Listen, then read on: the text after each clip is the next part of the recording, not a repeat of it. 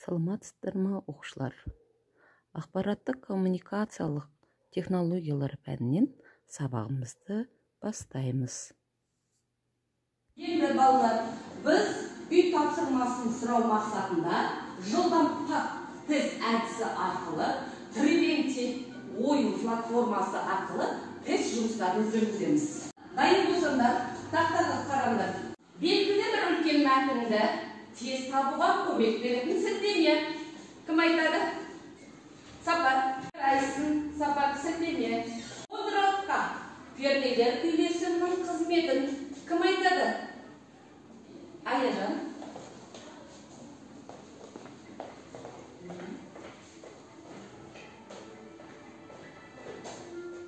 Жарайсын, гиперсілтеме командасы өзара байланысын анық көрсететін графикалық кескін не деп аталады? Келауы.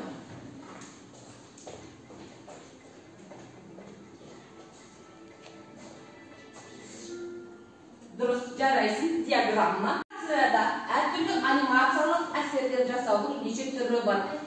Баласа.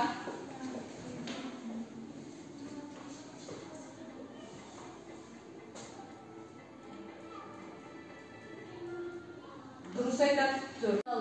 Үй тапсырмасын сұрау мақсатында берген тест тапсырмасы аяқталды. Енді қандай баға қояр едіңдер? Қалай бағалар енді? Рахмет, жарайсыңдар. Бүгінгі сабақтың тақырыбын ребус арқылы шешу. Тақтада бізде ребус берілген балдар. Кім айтады? Қандай сөз шығады? Аялым.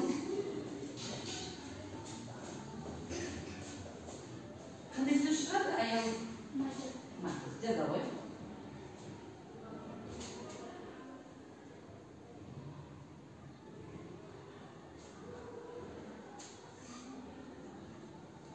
Жарайсың.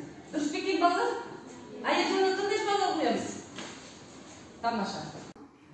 Балдар, келіп ойланып көрейікші. Презентация дегеніміз не? Кім айтады? Аяжан?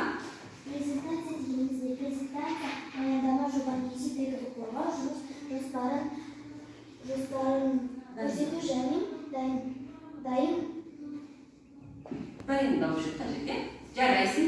Ары қарай. Слайд дегеніміз не? Іңкәр? Презентацияның әрбір бетін біз слайд деп атаймыз. Тамаша. Бүгінгі біздің сабағымыздың тақырыбы презентация слайдының макеті. Осы сабақта қол жеткізетін оқу мақсаттары слайд үшін макет таңдау. Бағалау критерийлері слайдқа макет таңдайды, дайын шаблондарды таңдай алады, слайд бағытын өзгерте алады. Оқушылар, енді презентация слайдының макетін жасап көрейік. Ол үшін бас мәзірге барып, барлық программалар бөлімінен стандартная папкасын таңдап, Microsoft Office болмасынан Microsoft Office PowerPoint бағдарламасын ашасыңдар. Бағдарлама терезесі ашылғаннан кейін жоғарғы жағында главная бөлімінде макет батырмасы көрсетілген. Макет батырмасы оң жағындағы сызықшаны төмен түсіріп ашатын болсақ, біздің слайдтарымызға арналған макет түрлері көрсетілген. Яғни макетте берілетін заголовка, текст, сурет, видео, диаграмма қалай орналасуы керек екені көрсетілген. Балалар, енді біз тапсырма орындаймыз, бірақ оның алдында біз топқа бөліп алайық, балалар. Сан арқылы топқа бөлінеміз. Бірінші топ, екінші топ. Балалар, бірінші тапсырма ойын түріндегі тапсырмалар. Word программасы арқылы дайындаған тапсырмаларын. Бірінші топ матч жоғары тапсырмалар арқылы орындайды. Екінші топ викториналық тапсырмалар арқылы орындайсыңдар. Сапар. Екінші сұрағымыз слайдтың фонын қою. Кім айтыр? Каусар? Келауыш? Жауабы дұрыс. Формат фон. Жарайсын, отыра қой. Фонда құю тәсілінің неше түрі бар? Алинор, келауы. Неше түрі бар, Алинор? Я, Алинор, жарайсын, 4 түрі бар. Бала,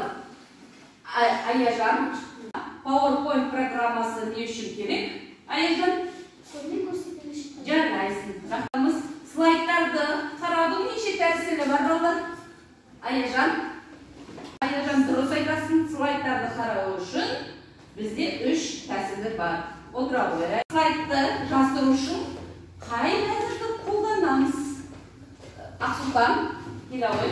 Жарайсың, слайдты жаздыру үшін бізге показ слайды мәзірі. Қандай болды бағасы? Ой, молодец, тамаша. Балалар, презентация тобына тапсырма, викториналық тапсырмалар. PowerPoint программасы не үшін керек? Балоса? Көмек көрсетуші. Келе ғой.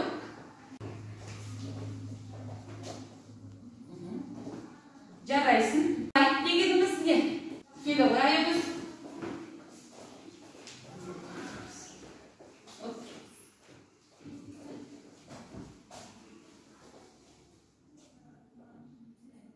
Жарайсыңдар. Тапсырмамыз слайдты жасыру үшін қай мәзірді қолданады?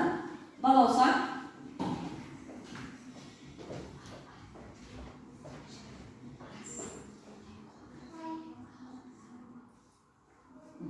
Жарайсың.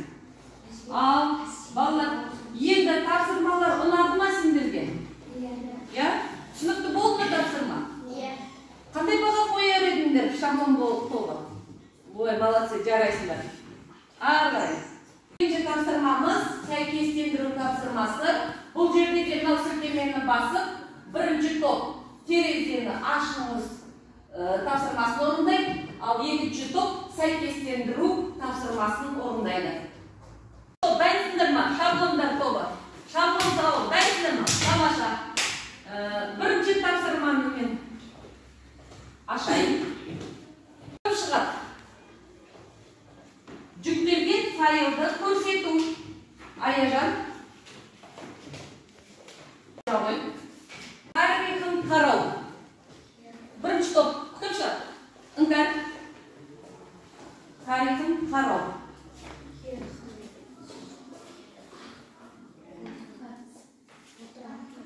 Дұрыс емес. Аяжан.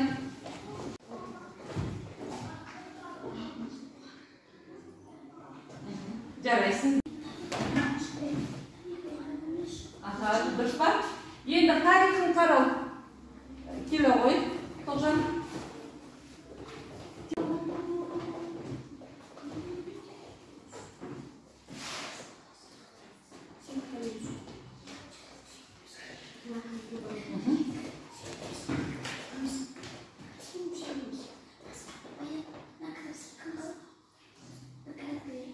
Жарайсың. Тамаша. Жарайсың, тамаша. Жазды. Екінші тапсырмамызды. Аяжан. Аяулым. Екіншісі жасылдағы. Қандай екен үстері? Дизайнда. Жазылы.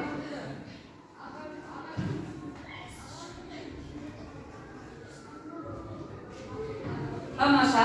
Енді қызыл түстегілерді балауса, келе ғой. Қандай сөз шығады екен бізде? Басты жазалым. Болды ма? Бағалайықшы. Түсінікті болды, жарайсыз. Оқушылар кері байланысты мына сілтемені басу арқылы қорытындыла. Видео орындайық. Суреттерге қарап, қанша тақырып бойынша презентация жасауға болатынын анықта, оларды топтарға бөліп атау бер. Сабағымыз аяқталды. Сабақ сендерге ұнады ма? Қандай баға берер едіңдер? Жарайсыңдар балалар. Сабағымыз аяқталды, үй тапсырма берілді, кері байланыс жасалды. Назарларыңа рахмет.